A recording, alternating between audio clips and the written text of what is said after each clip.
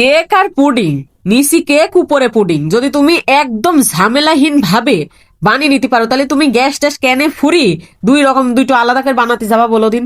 দেখো দিন নিচি কি সুন্দর চকলেট কেক আর উপরে পুডিং, কি যে স্বাদ লাগে সেসব পরে বলছে, আগে চলো রেসিপিটা ঝটপট শুরু করে দিই।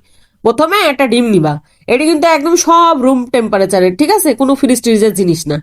তারপরে এখন কুসুমটা একটু আলাদা করে নিবা, একটা ডিমের সাথে আমি এখানে 1/3 কাপ মতন চিনি দিছি, ঠিক আছে।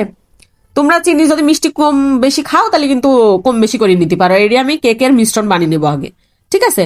চিনিটা আমি একবারে না দুইবারে এরকম করি মাখি নিচ্ছি, ঠিক আছে, একদম মিশিয়ে নিবা সুন্দর করি। তারপরে যখন উপরে একটু ফোম ফোম এরম তৈরি হয়ে যাবে, একটু ফেনা ফেনা, তারপর কুসুমটা দিই, কুসুমটা আবার সুন্দর করে সব মিশিয়ে নিবা। হ্যাঁ, এইবারটা এর মধ্যে দিয়ে দেবো হচ্ছে ময়দা।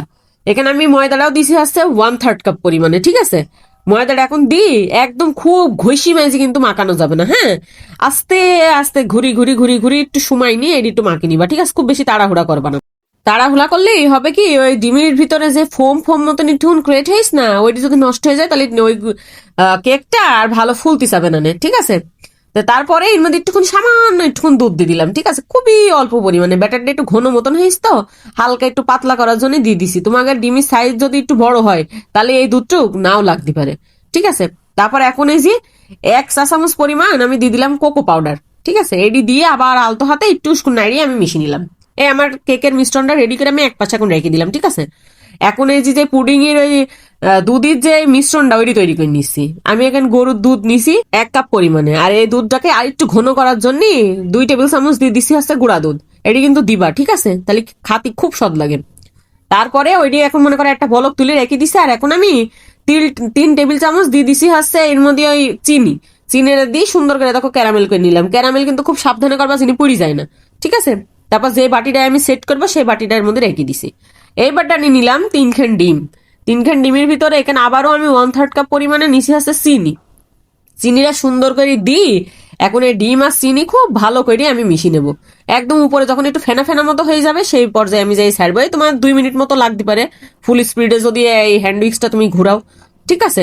তারপরে এখন ওই কুসুম গরম দুধের যে ওই মিশ্রণটা বানিয়ে তুলাম ওইটি আমি এর মধ্যে দিয়ে দিলাম, দিয়ে হালকা করে একটু মিশিয়ে নিলাম।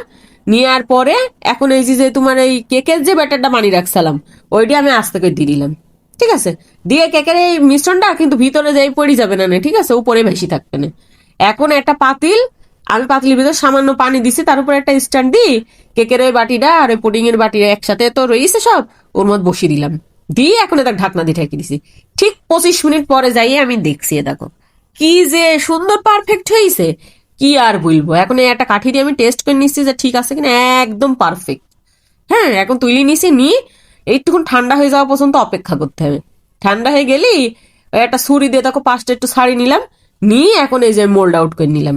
এখন দেখো কি যে স্বাদ হয় এডি, মানে তোমরা না করি খালি বুঝবাই না, আর একেবারে মানে খুবই দ্রুতই হয়ে যায়, হ্যাঁ, বেশি সময়ও লাগে না। তোমরা অবশ্যই একবার বানিয়ে খাবার, আমাকে জানাবা যে কেমন লাগিছে। সবাই ভালো থাকবা, সবাইকে ভালো রাখবা। আর আমার ভিডিওটা যদি ভালো লাগে একটু উপকৃত হও, একটা শেয়ার দিয়ে রাখবা, আর লাইক কমেন্ট করতে একেবারেই ভুলবা না। আল্লাহ হাফেজ।